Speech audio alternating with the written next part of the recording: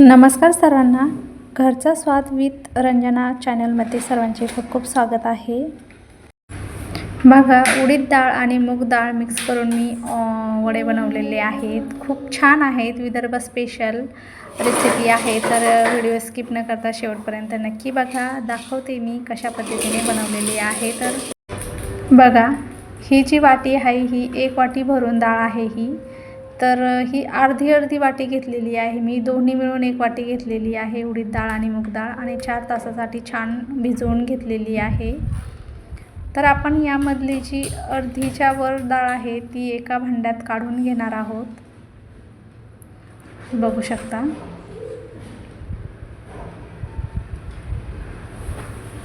आणि ही जी राहिलेली डाळ आहे ती आपल्याला मिक्सरच्या भांड्यात काढायची आहे. बघा, मिक्सरच्या भांड्यात मी काढलेली आहे डाळ राहिलेली थोडीशी. आता यामध्ये मी लसणच्या 2-4 पाकळ्या टाकणार आहे.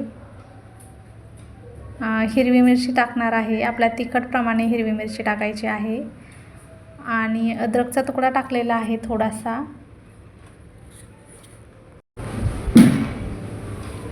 आणि जिरे टाकणार आहे.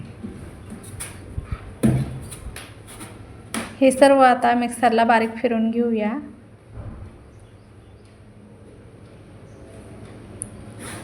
बघा,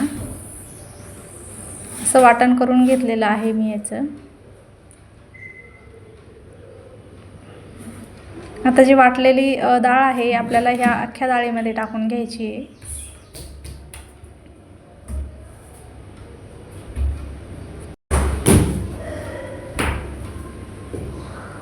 आता याच्यामध्ये आपण टाकूया कांदा. उभा कट केलेला एक कांदा आहे.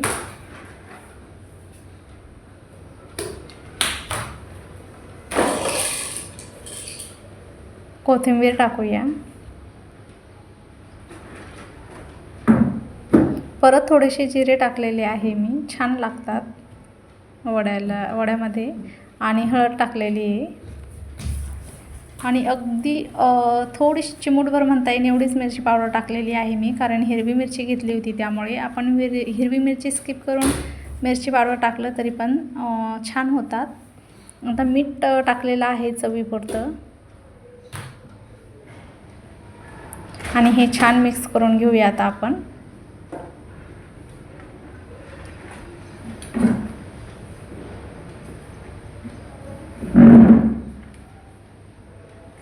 बघा, हे मिक्स करून घेतल्यानंतर आता आपल्याला याच्यामध्ये टाकायची आहे खूप सारी पालक, कारण पालकमुळे खूप छान टेस्ट येते आणि आपल्याला खायलासुद्धा पालक छानच असते.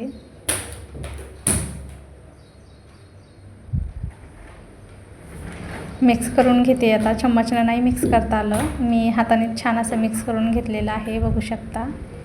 आता आपल्याला याच्यात बेसनपीठ टाकायचं आहे. अर्धी वाटीच्या वर थोडंसं बेसनपीठ आहे हे. आता हे टाकून मिक्स करून घेऊया. मला किती बेसनपीठ लागतं मी सांगते. मी जेवढं पाऊण वाटी बेसन घेतलं होतं तेवढं मी टाकून घेतलेलं आहे. आणि छान याचा गोळा बनत आहे, बघू शकता. चला, तर आपण याचे आता वडे बनवून घेणार आहोत. तेल गरम करायला ठेवलेलं आहे मी गॅसवर. आता तुम्हाला बनवून दाखवते की कशा पद्धतीने बनवणार आहे, कारण हे वडे हातावर थोडे मोठे मोठे होत नाहीत, छोटे छोटेच होतात. मी हातावरचे पण वडे बनवलेले आहेत, तो व्हिडिओसुद्धा मी पोस्ट करेन. तर हे बघा, असे घ्यायचे आहेत आपल्याला थापून. जेवढे आपल्याला मोठे किंवा छोटे पाहिजे आहे त्यानुसार आपण थापून घ्यायचे आहे. आता तेल बघूया आपण तापलेलं आहे का. थोडंसं पीठ सोडून बघते तेलामध्ये. तेल गरम झालेलं आहे. तर मी वडा टाकून घेतलेला आहे याच्यामध्ये. तेल छान गरमच करा, जास्त कोमट तेल नको किंवा खूप कमी गॅसवर सुद्धा नको. बघा, आपला वडा छान तळून झाला आहे. आता सर्व वडे मी अशाच पद्धतीने तळून घेते.